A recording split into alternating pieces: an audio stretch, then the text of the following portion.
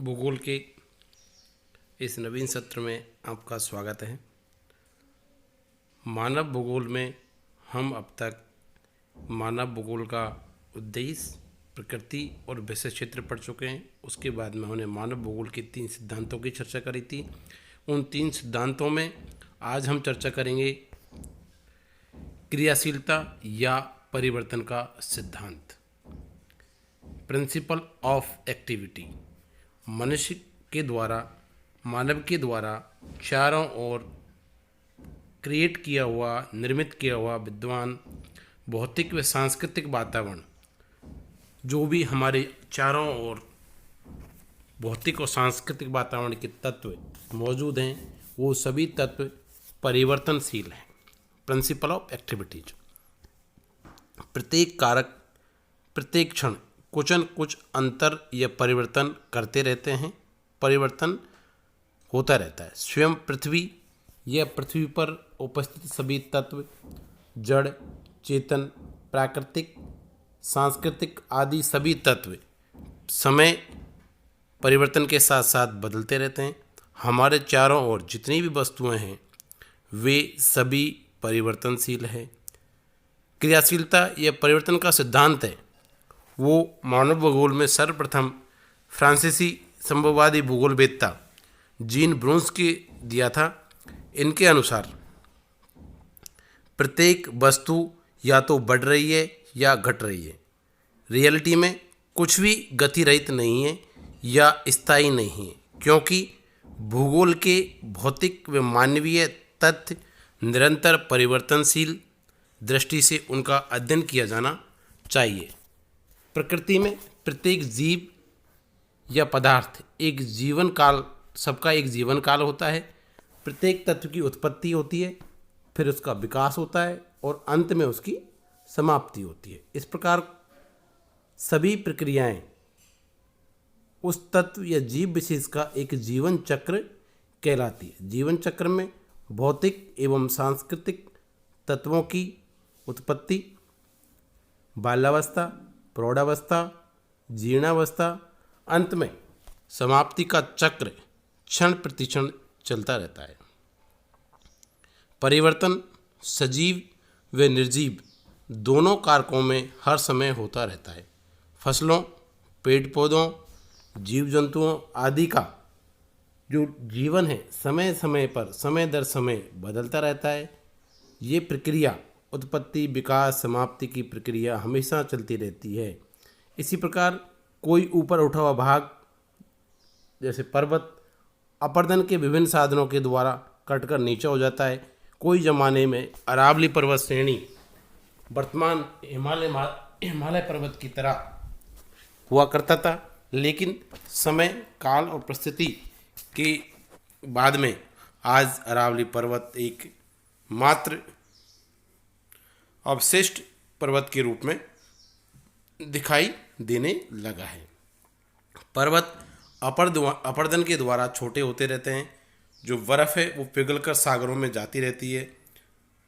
जलवायु परिवर्तित होती रहती है। जलवायु के विभिन्न जो तत्व है, तापमान, वर्षा, आर्द्रता, हवा, वायुदाब, सभी तत्व क्षण प्रतिक्षण चेंज होते रहते हैं, परिवर्तित होते रहते हैं।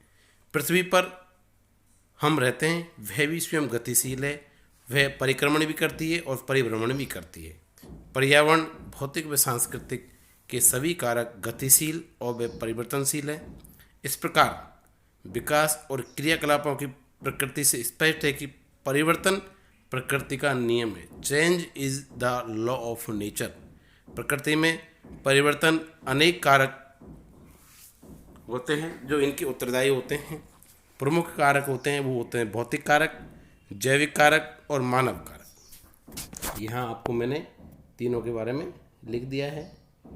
भौतिक कारक, जैविक कारक और मानव कारक। भौतिक कारकों में पृथ्वी के ग्रही संबंध, पृथ्वी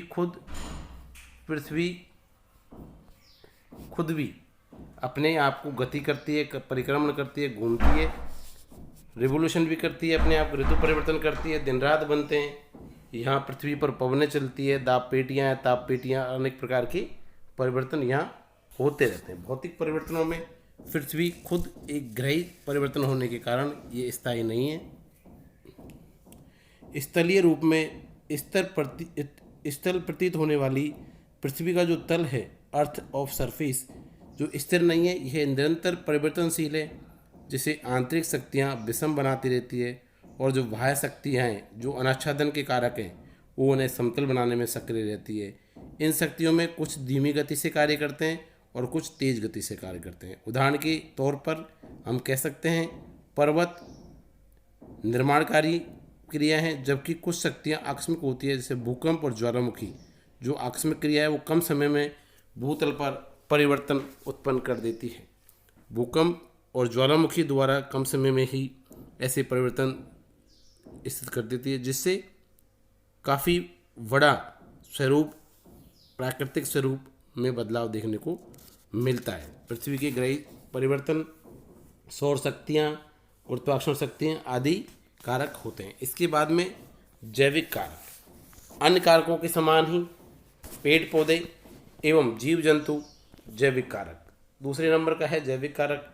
पेड़ पौधे और जीव जंतु भी पृथ्वी की धरातलीय भाग पर कई प्रकार की क्रियाओं का संचालन करते हैं। पेड़ और पौधे अपक्षय अपरदन की क्रिया को शिथिल करके मिट्टी का संरक्षण करते हैं। अन्य प्राकृतिक तत्वों के द्वारा जैसे मृदा का अपरदन किया जाता है, उस प्रकार से पेड़ों के पौधारोपण से मिट्टी का अपरदन रोका जा सकता है, संरक्षण किया जा सकता है। इनकी जड़ों के द्वारा मिट्टी में दरार पड़ जाती है, जिस कारण से मिट्टी असंगठित होकर अपक्षित होती रहती है। पेड़ पौधों की पत्तियों के सड़ने और गलने से मिट्टी में हुमस नामक उपजाऊ तत्व का निर्माण होता रहता है। धरातल पर पाए जाने वाले जीव जंतु अपने आवास हेतु मिट्टियों में गुफा बना लेते हैं, जिसके कारण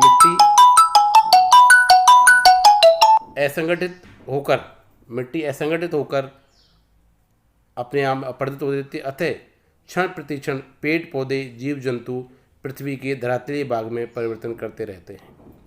मानव शक्तियाँ, मनुष्य स्वयं एक तीसरे नंबर की आती है। मानव शक्तियाँ, मनुष्य स्वयं एक सक्रिय भौगोलिक कारक है जो हमेशा अपनी विभिन्न क्रियाओं द्वारा प्राकृतिक वातावरण को परिवर्तित कर सांस्कृतिक वातावरण का निर्माण करता है।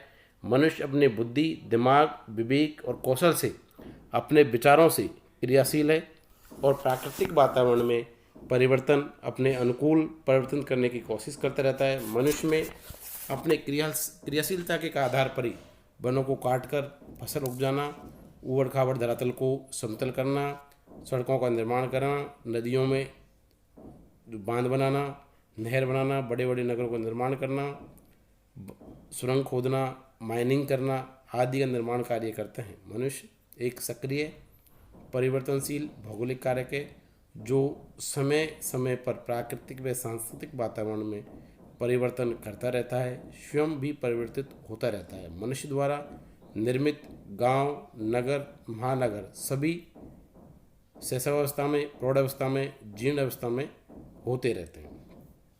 अर्थात हम कह सकते हैं कि परिवर्तन एक सार्वभौमिक सिद्धांत है। स्वयं पृथ्वी और इसके ऊपर पाए जाने वाले मानव, पेड़ पौधे, जीव जंतु, पर्वत, पठार, मैदान, नदियाँ, झील, समुद्र तल, महाद्वीप, महासागर, वायुमंडलीय दिशाएं सभी समय समय के हिसाब से परिवर्तित होते रहते हैं। इनकी स्थिति में प्रति सेकंड कुछ न कुछ परिवर्तन होता रहता है। इस प्रकार परिवर्तन व गतिशीलता का सार्वभौमिक सिद्धांत साबित होता है। प्रत्येक वस्तु या पदार्थ परिवर्तित होती रहती है। इसी को हम मानव भूगोल में अध्ययन करते हैं। आप यह पहचाने कि आपके आसपास में पिछले कुछ सालों से क्या क्या परिवर्तन आपको दिखाई दिए और उनका एक समरी बना के आप मुझे व्हाट्सएप ग्रुप पर भेजें। Thank you.